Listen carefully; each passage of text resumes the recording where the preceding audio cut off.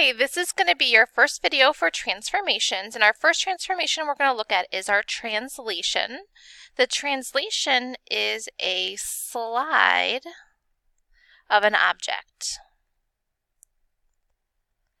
And when you slide an object, the key is that you cannot go diagonal. So you can go up, you can go down, you can go left, you can go right.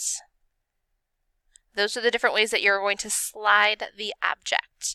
There are 3 different ways that we can write translations.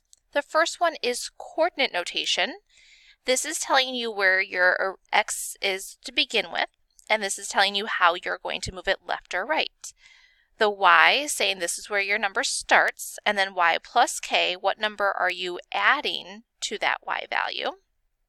Transformation notation, you've got T standing for transformation, and then your HK, same up here, you've got your H and your K. The H is going to move your graph right or left. If it's positive, it's going to go right. If it's negative, it's going to move it left.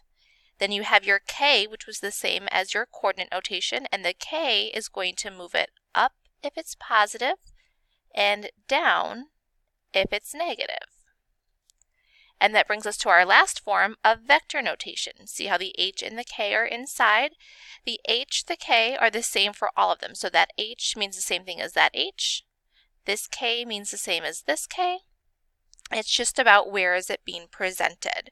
Coordinate form, transformation, that big T with a little HK, and then your HK inside of vectors. So let's look to see what this is going to look like.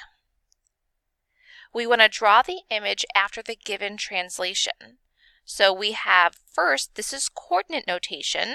This is saying wherever your x or y is starting, this tells me that I'm going to go left 1. Left and not down because it's with the x coordinate, and x's move left and right. Because it's negative, we're going to go left 1. And the y moves up and down. Since it's positive, this tells me that I'm going to go up 4. So here's my original object. I'm going to take every single point, A, B, and C, and I'm going to go left 1 and up 4. So left 1, up 1, 2, 3, 4. And then I'm going to label that A prime with that little tick mark. That's telling me that's my image. That's the new location. From B, I'm going to go left 1, up 1, 2, 3, 4. Here's B's new location, so that's going to be B prime. From C, left 1, up 1, 2, 3, 4. And that gives us C prime. The notation is important.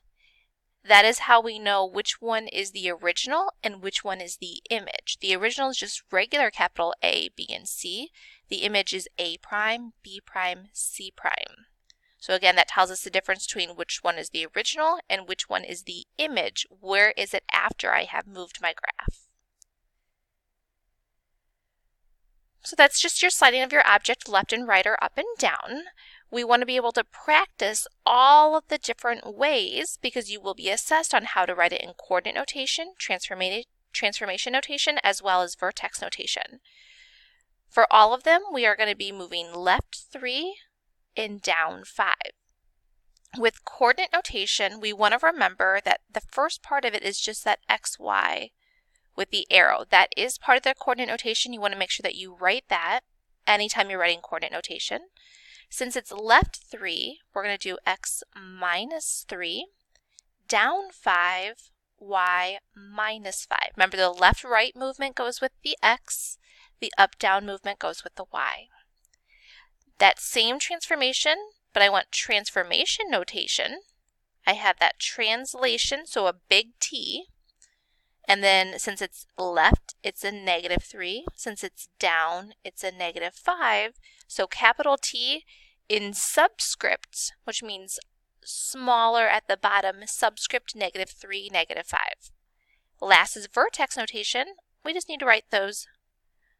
Vertex notation, the negative 3, the negative 5.